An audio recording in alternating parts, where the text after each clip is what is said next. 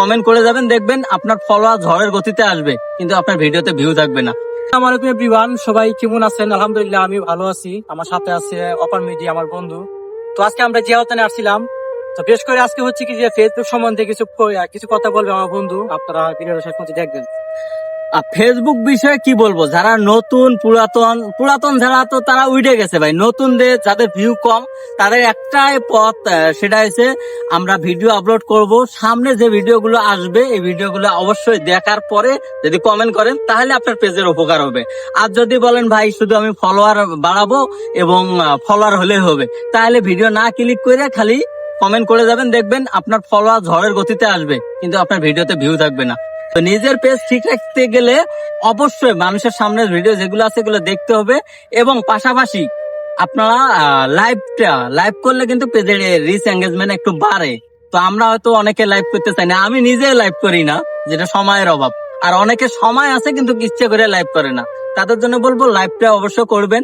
এবং লাইভে যারা আছে সবার সাথে একটু আনন্দ এবং উৎসাহ দিবেন, যারা সবসময় লাইক কমেন্ট শেয়ার করে। মানে এই জিনিসটা হচ্ছে আপনাদের সবসময় যারা ভিডিও দেখে তাদেরকে উৎসাহিত রাখার জন্য, কেননা ওরা কষ্ট করে এমবি খরচ করে লাইক কমেন্ট আপনাদের করতেছে। আচ্ছা বন্ধু, আরেকটা জিনিস, আমি তো দেখা যাচ্ছে ম্যাক্সিমাম আপনার সন্দেহ হবে না ভিডিও বানাই। আমার ভিডিও কোয়ালিটি কিন্তু খুবই ভালো হয়, কিন্তু আমার পেজে যে ভিউ নাই, এই নিয়ে কিছু বলো।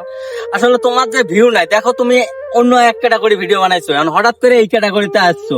এখন অন্য ক্যাটাগরি ভিডিও গুলো তোমার বন্ধুরা দেখছে, এখন হয় এই ক্যাটাগরির ভিডিও গুলো তোমার দেখতেছে না। এখন এইরকম ক্যাটাগরির নতুন ফ্যান ফলোয়ার যারা আছে তারা দেখতে দেখতে মনে করো দেখা যায় আজকে 1 মাস 2 মাস 3 মাস ভিডিও বানাইলা, তখন দেখবো ওই ক্যাটাগরি যখন তোমার ফ্যান ফলোয়ার গুলো আসবে তখন লাইক কমেন্ট শেয়ার এবং তোমাকে ভালোবাসবে, শ্রদ্ধা করবে, লাইক কমেন্ট শেয়ার করে তোমার ভিডিও গুলো মানুষের সামনে পৌঁছায় দিবে। তখন দেখবা ঠিকই আইডি রিচ এঙ্গেজমেন্ট বাড়াইছে। তবে একটা কথা মনে রাখবা, সবসময় যারা টপ ফ্যান আছে তুমিও কিন্তু তার পাশে থাকবা এবং ভিডিও গুলো দেখবা, পারলে লাইক কমেন্ট শেয়ার করে। আমি সবসময় আমার টপ ফ্যানদের ভিডিও গুলো দেখি, যথেষ্ট পরিমাণ সাপোর্ট করি তাদেরকে। আর বিশেষ করে আমার মন মাঝে মধ্যে খারাপ হয়েছে, কারণ এত টপিক নিয়ে ভিডিও বানায়, ছন্দ কবিতা নিয়ে। কারণ একটা টপিক লিখতে কিন্তু অনেক কষ্ট হয়।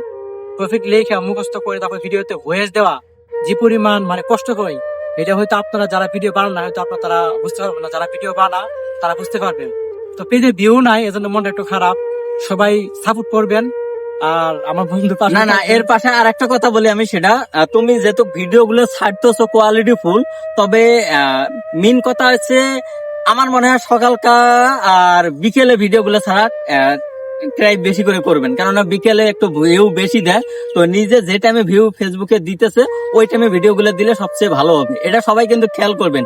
যেমন অনেক কন্টেন্ট ক্রিয়েটর আছে, আমার আইডি আপনি আমাকে সিদ্ধান্ত দিতেছেন ভাই সকাল 7টা বাজে ভিডিও ছাড়েন, 11টা বাজে ছাড়েন, 5টা বাজে ছাড়েন, 9টা বাজে ছাড়েন, এই টাইমে ভিউ আসবে। আসলে এটা এইভাবে হবে না।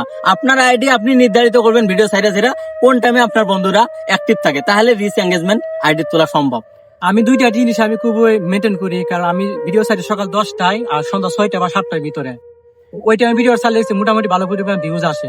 তো যারা জানেন না আপনাদেরকে বলে যে আপনারা সকাল 10টায় আর সন্ধ্যা 6:30 বা 7টার ভিতরে ভিডিও ছাড়বেন, মোটামুটি ভালো পরিমাণ ভিউজ আসবে, তাই না বন্ধু? হ্যাঁ, আর একটা কথা, যারা আমাদেরকে চেনেন এবং জানেন অবশ্যই রায়ানের পাশে থাকবেন এবং আপনারাও আপনাদের পাশেও থাকবেন। ভালো থাকবেন সবাই, এগিয়ে থাকবেন।